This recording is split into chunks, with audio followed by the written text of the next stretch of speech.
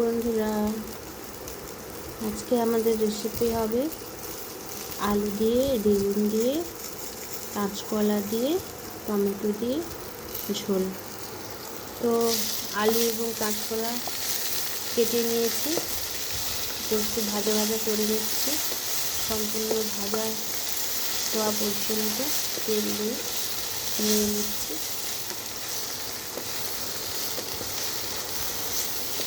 একটু লাল লাল করে ভেজে নেব।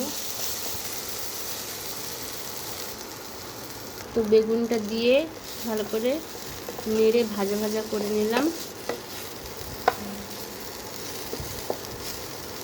টমেটোটা দিয়ে দিলাম। এরপরে টমেটো দিয়ে একটু নাড়াচাড়া করব। ওটা একটু সিদ্ধ রান্না, আর যাদের আপনাদের বাড়িতে যারা একটু পেশেন্ট আছে ওদেরকে খাবেন। সেদ্ধ তরকারির মতো সেদ্ধ করে খেয়ে নেব রাত্রিতে। অফিস থেকে এসে ভালো লাগছে না, তাই এরকম একটা রান্না করে আপনাদেরকে দেখালাম। হয়ে গেলে আবার দেখা হবে। একটু বাটার দিয়ে দিলাম, বাটার দিয়ে একটু ভেজে নিলাম সুন্দর করে।